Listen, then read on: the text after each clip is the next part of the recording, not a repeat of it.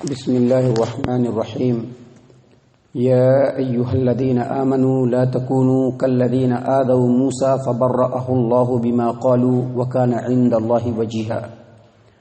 يا أيها الذين آمنوا اتقوا الله وقولوا قولا سديدا يصلح لكم أعمالكم ويغفر لكم ذنوبكم ومن يطع الله ورسوله فقد فاز فوزا عظيما. اے ایمان والو، ان لوگوں کی طرح سے مت ہو جاؤ جن لوگوں نے موسیٰ علیہ السلام کو تکلیفیں دی. پھر اللہ تبارک و تعالیٰ نے موسیٰ علیہ السلام کو ان باتوں سے بالکل بری کر دیا جس کا انہوں نے موسیٰ علیہ السلام کے اوپر عیب لگایا تھا. اور موسیٰ علیہ السلام اللہ تبارک و تعالیٰ کے نزدیک انتہائی رتبے اور عظمت والے انسان ہیں. اے ایمان والو، اللہ تبارک و تعالیٰ کا تقوی اختیار کرو، سیدھی اور سچی بات کرو. ایسا کرو گے تو اللہ تمہارے اعمال کو درست کر دے گا، تمہارے گناہوں کو بخش دے گا، اور جو اللہ اور اس کے رسول کی بات کو مانے گا وہ بڑی کامیابی کو حاصل کر لے گا. معزز سامعین کرام، سورۃ الاحزاب کے آخری آیات آپ کے سامنے تلاوت کی جا رہی ہیں. اس کے بعد چند آیات اور ہیں جو کل انشاءاللہ آپ کے سامنے پیش کیے جائیں گے. آج سورۃ الاحزاب سے آپ کے سامنے آیت نمبر 69، 70 اور 71 یعنی 60 پر 9، 70 اور 70 پر 1، 3 آیات آپ کے سامنے تلاوت کی گئی ہیں. یہ آیات جس پس منظر میں نازل ہوئی ہیں، غزوہ احزاب کا موقع اور اس کے بعد کے جو موقع ہیں، اس وقت یہ آیات کریمہ نازل ہوئی ہیں، یہ صورت نازل ہوئی ہے.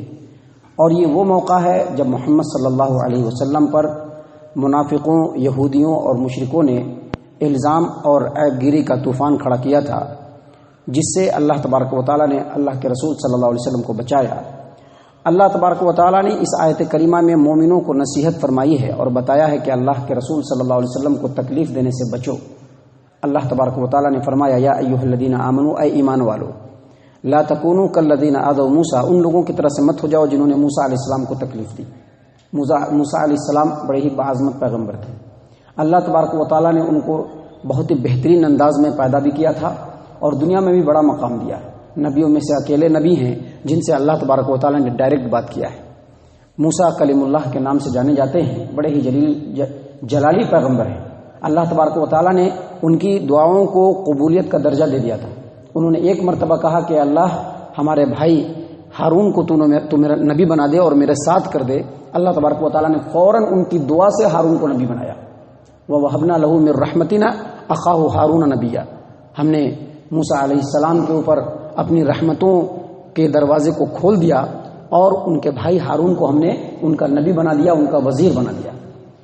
سامعین کرام، موسیٰ علیہ السلام بڑے ہی باحیا انسان تھے. صحیح البخاری کتاب الغسل وغیرہ کے اندر ایک روایت ہے کہ بنی اسرائیل جب غسل کرتے تھے تو ایک ہی جگہ پر بالکل ننگے غسل کرتے تھے، برہنہ، سب ایک دوسرے کے شرمگاہ کو دیکھا کرتے تھے. صحیح البخاری کتاب و احادیث الانبیاء کے اندر وہی روایت ذرا دوسرے انداز میں ہے. صحیح البخاری کتاب و احادیث الانبیاء حدیث نمبر 3404. اللہ کے رسول صلی اللہ علیہ وسلم نے فرمایا کہ موسیٰ علیہ السلام بڑے باحیا انسان تھے اور ہر وقت پردہ کرتے تھے، اپنے جسم کو ہمیشہ چھپا کر کے رکھتے تھے، جسم کا کوئی حصہ کبھی بھی کھولتے نہیں تھے. جیسا کہ بنی اسرائیل ایک دوسرے کے سامنے نہاتے تھے، موسیٰ علیہ السلام جب نہاتے بھی تو بڑی پردہ کرتے اور بالکل تنہائی میں جا کر کے کہ کوئی دیکھ نہیں سکے، موسیٰ علیہ السلام وہاں پہ جا کر کے نہاتے تھے. جب انہوں نے اس قدر پردہ شروع کیا، پردہ کرتے تھے، باحیا انسان تھے، ستر پوشی ہمیشہ کرتے تھے، تو بنی اسرائیلیوں نے ان کے اوپر الزام لگانا شروع کر دیا، عیب نکالنا شروع کر دیا. عیب اس واسطے سے نکالنا شروع کیا کہ بہت چھپا کر کے نہاتے ہیں، ہمیشہ جسم کو چھپائے رکھتے ہیں، ایسا لگتا ہے کہ ان کو برس کی بیماری ہے، چمڑے کی بیماری، اسکن ڈیزیز ہے، ان کو اسکن ڈیزیز ہے، یا ممکن ہے کہ ان کا جو ہائیڈروسیل ہے وہ پھول گیا ہوا ہے، فوتا جس کو خصیہ کہتے ہیں وہ پھول گیا ہے، جس کی وجہ سے یہ بہت چھپا کر کے نہاتے ہیں تاکہ لوگ ان کے عیب کو دیکھ نہ سکے. بنی اسرائیل کے اندر یہ بات چرچا کرنے لگے لوگ. کچھ لوگ ہوتے ہیں کھجانے والے، جہاں پر کھجلی نہیں ہو وہاں پہ بھی کھجائیں گے. کیوں کھجائیں گے؟ تاکہ کھجلی شروع ہو جائے. کھجلی نہیں ہو رہی ہے پھر بھی کھجائیں گے. تو ایسے فطرت کے انسان ہر دور میں رہے ہیں، تو اس دور میں بھی موسیٰ علیہ السلام کے سامنے تو نہیں کہہ سکے لیکن موسیٰ علیہ السلام کے پیچھے بنی اسرائیلیوں میں یہ بات عام کرنے لگے کہ موسیٰ علیہ السلام کے اندر عیب ہے، جس کی وجہ سے وہ بالکل چھپ چھپا کر کے جو ہے غسل کرتے ہیں تاکہ لوگ ان کے عیب کو نہ دیکھ سکیں۔ اللہ تبارک و تعالیٰ نے چاہا کہ ان کے پیغمبر موسیٰ علیہ السلام کے اوپر جو عیب جوئی کی جا رہی ہے، جو عیب لگایا جا رہا ہے، جو نقص اور کمی بتلائی جا رہی ہے، لوگوں کے سامنے واضح کر دیا جائے۔ اللہ کے رسول صلی اللہ علیہ وسلم فرماتے ہیں کہ ایک بار موسیٰ علیہ السلام بالکل تنہائی میں جا کر کے غسل کرنے لگے، اپنے کپڑے کو اتارا اور کپڑے کو اتار کر کے وہاں پہ ایک پتھر پہ ڈال دیا اور جا کر کے غسل کرنے لگے۔ اسی سے علماء نے اس بات کو ثابت کیا ہے کہ تنہائی میں بغیر کپڑے کے غسل کر سکتے ہیں، جب کوئی دیکھ نہیں رہا ہو تو بسم اللہ کر کے کپڑا اتارا جائے اور اتار کر کے غسل کر لیا جائے اور پھر اپنا کپڑا پہن لیا جائے۔ موسیٰ علیہ السلام غسل کرنے کے لیے گئے، اپنے کپڑے کو اتارا اور اتار کر کے ڈال دیا پتھر پہ اور جا کر کے نہانا شروع کر دیے۔ نہا کر کے جب نکل رہے ہیں، غسل کر کے جب نکل رہے ہیں اور کپڑا جیسے لینا چاہتے ہیں، پتھر دوڑنا شروع کر دیتا ہے۔ پتھر جو ہے کپڑا لے کر کے بھاگنا شروع کر دیا۔ یہ پیچھے فوراً اپنا عصا لیتے ہیں، موسیٰ علیہ السلام کے ساتھ عصا تھا، فوراً اپنا عصا لیتے ہیں اور پتھر کے پیچھے دوڑنے لگتے ہیں، پتھر میرا کپڑا دو، پتھر میرا کپڑا دو۔ پیچھے بھاگے جا رہے ہیں، پتھر بھاگا جا رہا ہے۔ اللہ تبارک و تعالیٰ کو معجزہ دکھلانا تھا، پتھر بھاگا جا رہا ہے، بھاگتے بھاگتے جا کر کے بنی اسرائیل کی ایک جماعت کے پاس جا کر کے وہ پتھر کھڑ گیا، پتھر کھڑ گیا۔ اللہ کے رسول موسیٰ علیہ السلام نے اس پتھر پر سے کپڑا اٹھایا، اس سے پہلے ہی بنی اسرائیل کے لوگوں نے موسیٰ علیہ السلام کو دیکھ لیا اور جان لیا کہ اللہ تبارک و تعالیٰ نے جہاں ان کو نبوت کے عظیم مقام پہ سربلند کیا ہے، وہیں پر اللہ تبارک و تعالیٰ نے موسیٰ علیہ السلام کو بہترین اور حسین اور مکمل جسم عنایت کیا ہے۔ موسیٰ علیہ السلام نے کپڑا زیب تن کیا اور اپنے عصا سے پتھر کو مارنا شروع کر دیا۔ موسیٰ علیہ السلام کے بارے میں اللہ کے رسول صلی اللہ علیہ وسلم کہتے ہیں کہ ان کے پتھر پر عصا مارنے کی وجہ سے، پتھر کو جو عصا سے مارا 4-5 بار، تو ان پہ 3-4-5 نشان بن گئے اس کے اوپر۔ اور اس کے بعد اللہ کے رسول صلی اللہ علیہ وسلم نے کہا کہ اسی واقعے کی طرف اشارہ کرتے ہوئے اللہ تبارک و تعالیٰ نے کہا یا ایھا الذین آمنوا لا تکونوا کالذین آذوا موسیٰ۔ موسیٰ علیہ السلام کو جس طرح سے لوگوں نے تکلیف دیا، اے لوگوں تم اپنے رسول محمد صلی اللہ علیہ وسلم کو تکلیف نہ دو۔ موسیٰ علیہ السلام کو تکلیف جو دیا، یہ تو بہت خطرناک بات ہے، کیونکہ موسیٰ علیہ السلام نے بنی اسرائیل کو غلامی کے پنجے سے آزاد کیا۔ بنی اسرائیل کا جو حال فرعون کے پاس تھا، ہم اگر آج سے 100 سال 150 سال 200 سال پہلے دیکھتے ہیں تو ہندوستان کے اندر جو چھوٹی جاتی کے لوگ ہوتے تھے، جس کو جس طرح سے دبا کر کے رکھتے تھے، اس سے بھی برا حال بنی اسرائیل کا تھا۔ موسیٰ علیہ السلام نے ان کو چھڑایا، لیکن اس کے باوجود ان لوگوں نے موسیٰ علیہ السلام کے اوپر عیب جوئی کرنا شروع کر دی۔ تو تم لوگ ایسا مت بنو، مسلمانوں اور مومنوں تم ایسا مت بنو۔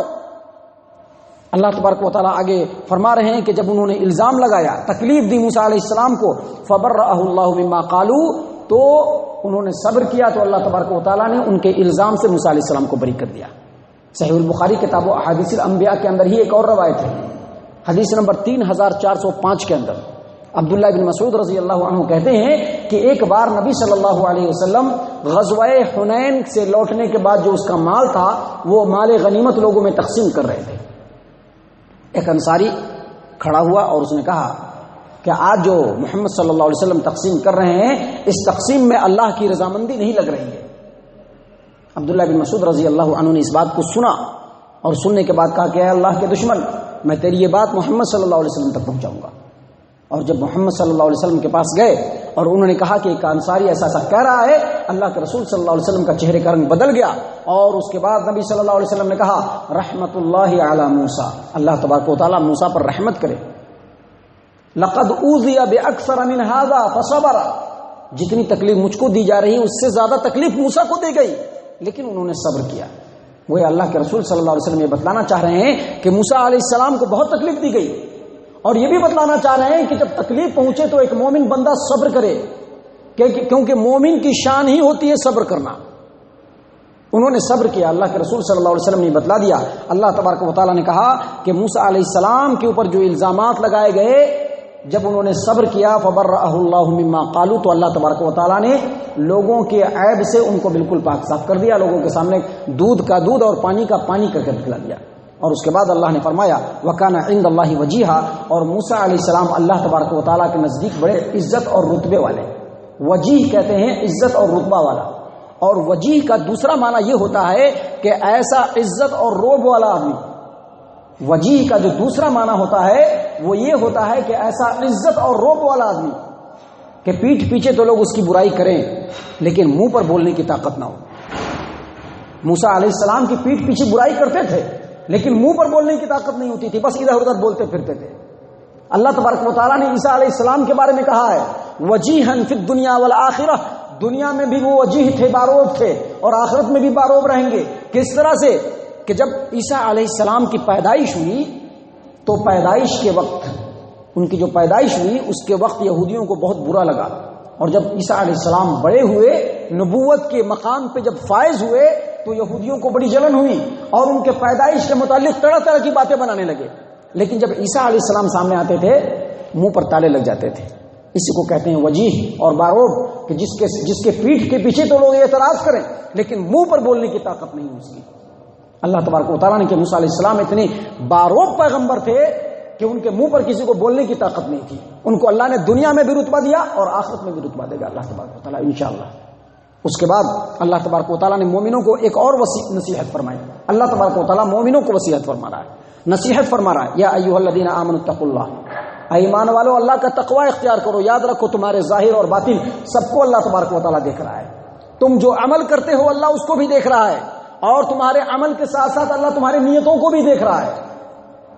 تم جو اعمال انجام دیتے ہو اللہ اس کو بھی دیکھ رہا ہے، اور اس کے انجام دینے کی جو نیت ہے اللہ اس کو بھی دیکھ رہا ہے. یا ایھا الذین آمنوا اتقوا اللہ، اے ایمان والو اللہ کا تقوی اختیار کرو.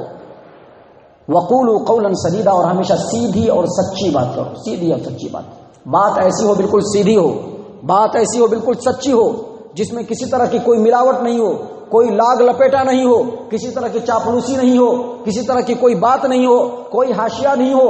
بالکل سیدھی اور سچی بات کرو، کیونکہ سیدھی اور سچی بات کرو گے تو اللہ تبارک و تعالیٰ دنیا میں بھی عزت و سربلندی دے گا، لوگوں کے درمیان رتبہ دے گا، ساکھ دے گا. اور روحانی فائدہ یہ ہوگا کہ سچ بولنے سے تمہارے اعمال درست ہو جائیں گے، تمہارے اعمال درست ہو جائیں گے.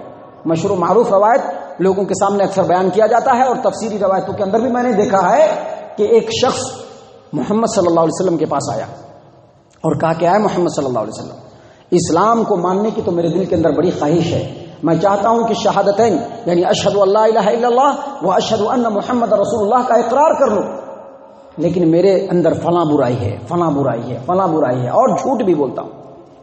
یعنی بہت ساری برائیوں کو اس نے گنایا اور کہا کہ میں جھوٹ بھی بولتا ہوں، مجھ کو خوف محسوس ہوتا ہے کہ میں اسلام کیسے قبول کروں. اللہ کے رسول صلی اللہ علیہ وسلم نے فرمایا کہ کیا تم جھوٹ چھوڑ دینے کا اقرار کرتے ہو؟ جھوٹ چھوڑ دینے کا اقرار کرتے ہو؟ اس نے کہا کہ ہاں اللہ کے رسول صلی اللہ علیہ وسلم میں جھوٹ چھوڑ دینے کا اقرار کرتا ہوں. کہا ٹھیک ہے، تمہارا اسلام ہم کو قبول ہے، منظور ہے، تم اسلام قبول کرو. اس آدمی نے اللہ کے رسول صلی اللہ علیہ وسلم کے ہاتھ پر اسلام کو قبول کیا، اور اس کے بعد جب وہ اپنے معاشرے کے اندر زندگی گزارنے لگا تو جب بھی کوئی غلط کام جو عادت کے طور پر اس کے اندر تھی جب وہ کرنے کی کوشش کرتا تو فوراً اس کے دل میں خیال آتا کہ اللہ کے رسول پوچھیں گے تو کیا کہوں گا، لوگ پوچھیں گے تو کیا کہوں گا، قیامت کے میدان میں رب العالمین پوچھے گا تو کیا کہوں گا. اس وقت میں جھوٹ نہیں بول پاؤں گا کیونکہ میں نے محمد صلی اللہ علیہ وسلم سے جھوٹ نہ بولنے کا اقرار کیا ہے، جھوٹ نہیں بول پاؤں گا میں.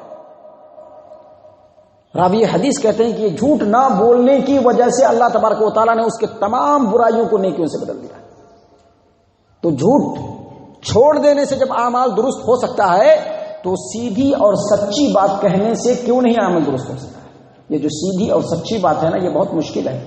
کبھی کبھی سیدھی اور سچی بات سے اپنا بھی نقصان ہوتا ہے، اپنے رشتہ داروں کا بھی نقصان ہوتا ہے، دوستوں کا بھی نقصان ہوتا ہے، کیونکہ سیدھی سچی بات کہہ دیں گے تو بہت سارے ہماری مصلحتیں خراب ہو سکتی ہیں. لیکن ایسے وقت میں ایک مومن کو صبر کرنا، سچائی کو کبھی بھی نہیں چھوڑنا.